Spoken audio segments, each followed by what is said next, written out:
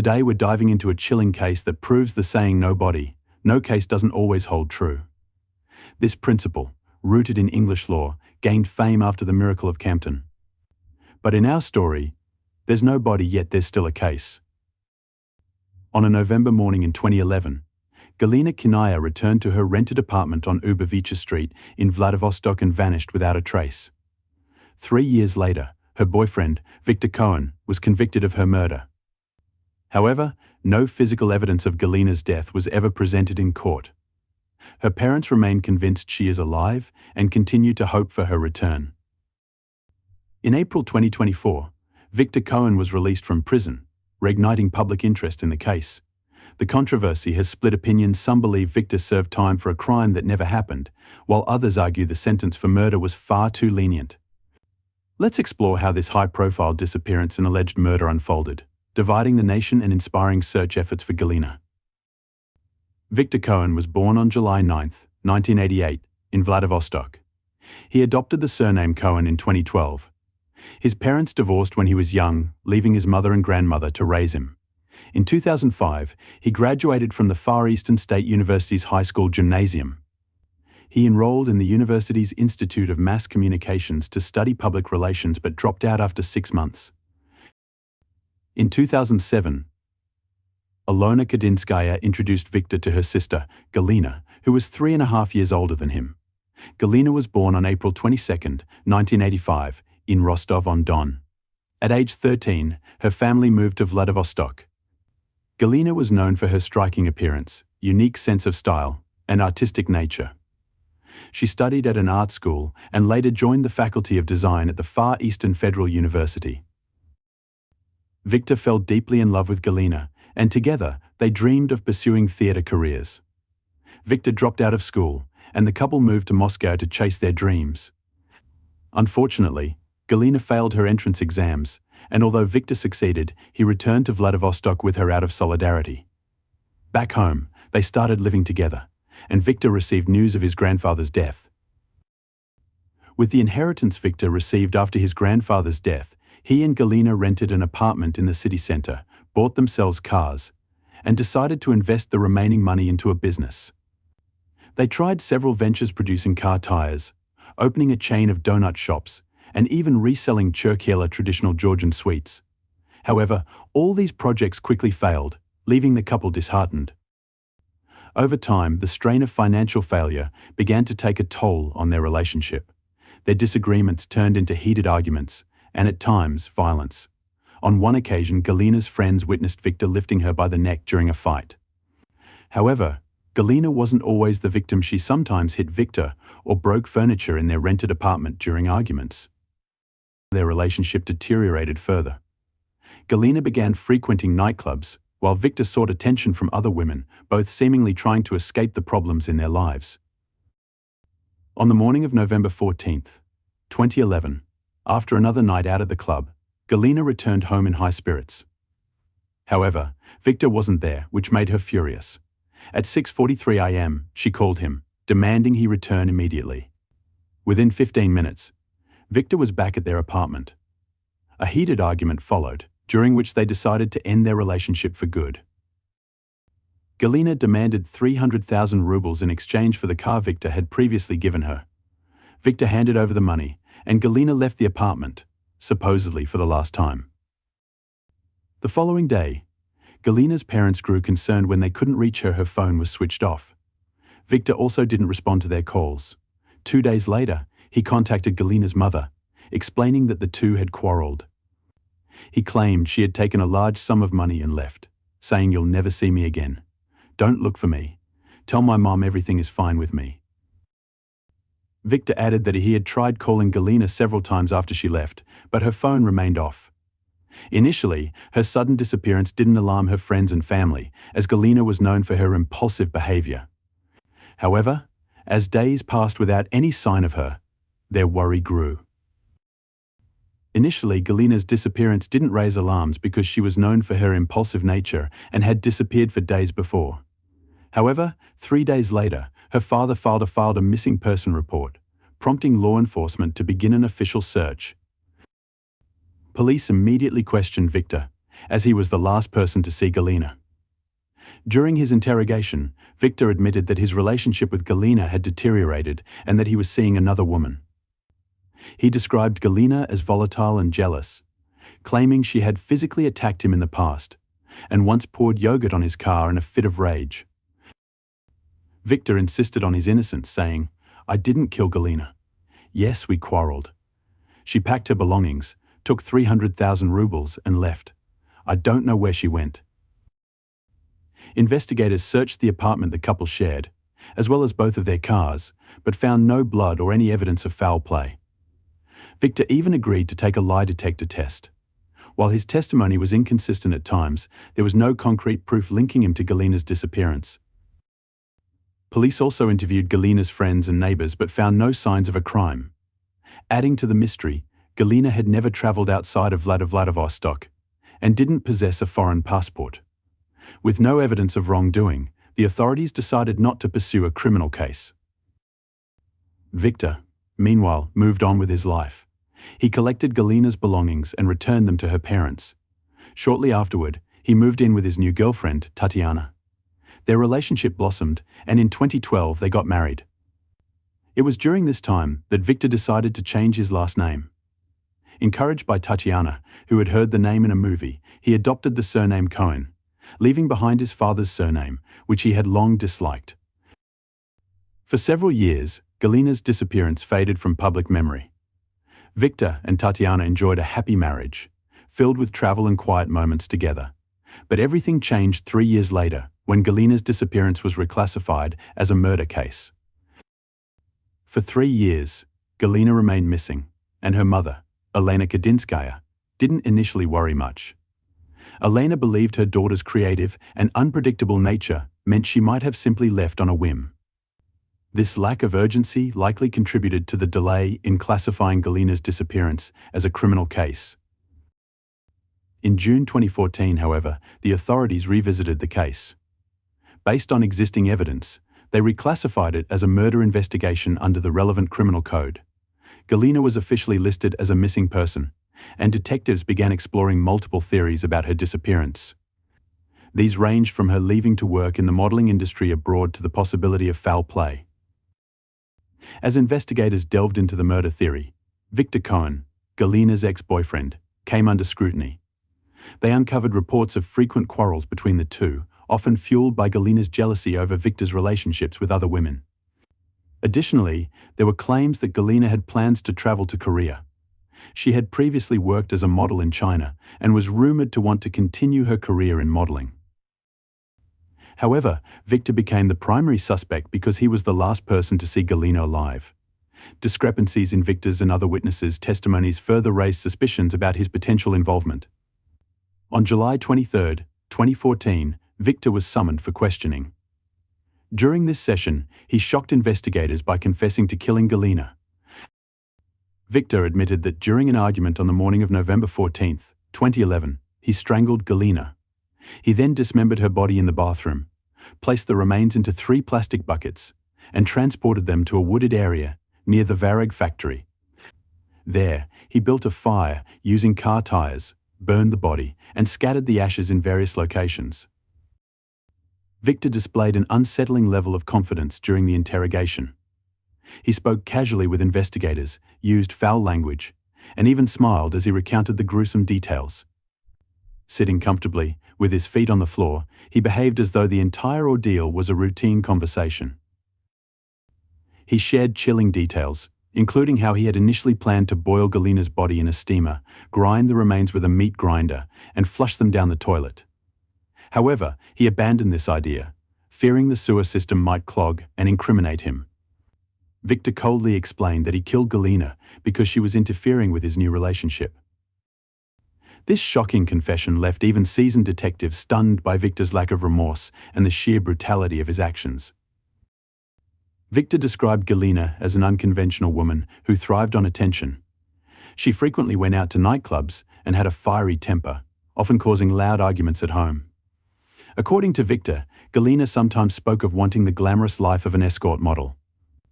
However, she refused to accept that such a lifestyle often required providing intimate services.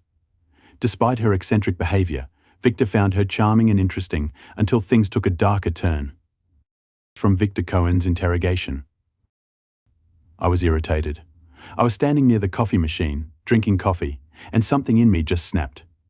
That was it. I went home, walked up to her while she was sleeping, said, "I'm sorry," and started choking her. She woke up and tried to fight back. But I strangled her for a long time. Then I left the house and cried. It wasn't fear, it was frustration and loss. I understood what I had done, but as a rational person, I kept my composure. Following the confession, investigators brought Victor to the apartment he shared with Galina in 2011 to conduct an investigative experiment. There, Victor demonstrated how he strangled Galina on a folding sofa. He claimed she had been drunk and asleep, making it easy for him to overpower her. After ensuring she was dead, Victor said he left the apartment, went to his car, and devised a calculated plan to dispose of her body. Victor explained that he had learned about burning bodies using car tires from a documentary about India, where the practice was used in traditional cremation rituals to achieve higher temperatures. He told investigators that disposing of Galina's body was much simpler than he had initially imagined. Late that night, Victor was taken to the vacant lot where he claimed to have burned Galina's remains. Under pitch darkness, he was asked to pinpoint the exact location. However, according to human rights activists, the chosen location had no traffic or CCTV cameras, raising suspicions about the integrity of the investigation. Key gaps in the case emerged during the investigation. Victor repeatedly pointed out inconsistencies himself. It wasn't clear what tool he used to dismember Galina's body, as an ordinary kitchen knife wouldn't suffice. Questions arose about how he fit her remains into 3 buckets, carried them out in full view, and why no one noticed him leaving with such unusual items. The landlord who rented the apartment to Galina was later brought in for questioning, as investigators tried to piece together the missing details. When investigators questioned the landlords who rented the apartment to Galina and Victor, they revealed that they had lost contact with Victor after learning the police had been there. When they went to check the property, they found the apartment completely empty, no tenants or belongings remained. On the ceiling, they noticed brown splatters they assumed were from coffee or tea, and there were black streaks on the wallpaper, likely from storing car tires. Unknown to Victor, his interrogation had been recorded on video. When he realized he had revealed too much on camera, he retracted his confession. Victor claimed that during his questioning at the investigation unit on Ubervicha Street, officers had forced him to confess through unauthorized methods. He also alleged they threatened to harm his wife, Tatiana, if he did not comply. Victor stated that the story he told was fabricated under duress by the officers, and that the location of the alleged burning of Galina's remains had been deduced using his phone records. However, questions about his claims of torture arose. CCTV footage from the investigation unit showed that Tatiana Cohen arrived at the building around 6 p.m., but was not allowed inside. She waited outside until 6:20 p.m., at which point Victor was brought in. Tatiana entered the building at 6:30 p.m., and Victor's recorded interrogation began at 6:38 p.m. Critics questioned how torture could occur in just 8 minutes, leading Victor to make up such a detailed and graphic confession. On August 11, 2015, after the first court hearing, Victor Cohen was found guilty of the murder of Galina Kolyadzinskaya. The court sentenced him to 9 years and 10 months of imprisonment in a strict regime penal colony. After Victor's conviction, his wife Tatiana became his staunchest supporter and primary defender. Convinced of his innocence, she tirelessly fought to clear his name. The case captured the attention of Vladivostok residents, dividing the public into 2 camps: those who believed Victor was wrongfully convicted and those who saw him as a cold-blooded killer. Supporters even organized rallies in Victor's defense, while his wife remained unwavering in her fight for justice. Even after the devastating news that her husband would spend nearly 10 years in prison, Tatiana remained steadfast in her belief in Victor's innocence. During the court proceedings, a revealing video included in the case files was shown. Victor claimed his confessions were coerced through threats and physical abuse by interrogators, citing hospital records that documented a concussion and ear trauma as evidence. The case gained widespread attention. The idea that a young, charming man with striking brown eyes could coldly strangle, dismember, and burn his girlfriend shocked the public. Many struggled to reconcile these accusations with Victor's charismatic persona and his background. He had even been admitted to the prestigious Moscow Theatre Institute but chose not to pursue it. Friends, classmates, and acquaintances universally described Victor as a positive, well-mannered individual. Victor's defense focused on the lack of concrete evidence. Neither the apartment, where the murder allegedly occurred, nor the site where the body was reportedly burned yielded any traces of human DNA. Witnesses even claimed to have seen Galina in the city after her disappearance. The case's emotional intensity was further amplified by Galina's mother, Galina Kolyadzinskaya. She genuinely believed her daughter was alive and consistently stated in interviews that Victor was innocent. She held on to the hope that Galina would eventually return and explain her absence. After being convicted, Victor continued to claim that the narrative of the murder was entirely fabricated. He pointed out the absence of biological traces at the alleged burning site, as well as inconclusive forensic results from his apartment and car. Galina's parents, surprisingly, supported Victor, remaining convinced that their daughter was still alive. Victor's lawyer, Ivan Mikheyev, also emphasized the lack of objective evidence. Soil samples from the site where Victor allegedly burned the body showed no biological remains. Furthermore, critical case materials were reportedly missing, including inspection reports from the apartment and car, lie detector results, and camera footage from 2011. Victor's family and defense team suggested the case had been hastily reclassified as a murder to avoid accountability for an unsolved disappearance. Despite the conviction, questions lingered about the integrity of the investigation, leaving the public divided over Victor's guilt and Galina's fate. Galina Kolyadzinskaya was never found, but the case against Victor Cohen proceeded despite the absence of a body. Victor, disagreeing with the verdict, filed an appeal, maintaining his innocence and insisting that his confession had been coerced by law enforcement. Tatiana Cohen, Victor's wife at the time, launched a massive campaign in his defense. She appeared on various talk shows, organized rallies, and maintained an active presence on social media, where she raised funds for legal fees while posting what many believed to be fabricated updates. On December 7, 2015, the Court of Appeals overturned Victor's conviction, citing violations of the Code of Criminal Procedure. The case was sent back to the Court of First Instance for retrial. Despite this, on June 21, 2016, the court again found Victor guilty of murdering Galina. He was sentenced to 9 years and 9 months in a strict regime penal colony. Victor's defense team appealed the ruling once more, but on November 28, 2016, the Court of Appeals upheld the sentence, and Victor began serving his time. Following the final ruling, Tatiana distanced herself from Victor, withdrew from the campaign, and filed for divorce. It was later revealed that she had entered a new relationship almost immediately after Victor's arrest. This unexpected development led to speculation about her true motives, but Tatiana refused to comment. Despite the lack of a body, the court convicted Victor based on circumstantial evidence, which prosecutors argued was overwhelming. Among the key pieces of evidence was his confession, in which he described a plan to dispose of Galina's body using a meat grinder. Investigators later uncovered corroborating records from November 14, 2011. According to these records, Victor purchased a meat grinder and a pressure cooker from the Dominica store at the Maxim shopping center. In 2015, the investigation retrieved receipts and matched them with Victor's phone records. A purchase under the surname Pouv matched the exact time of the billing. The store's administrator testified in court, confirming the authenticity of the database and that there had been no tampering. This evidence, combined with Victor's initial confession and his inconsistent testimony, led to his conviction.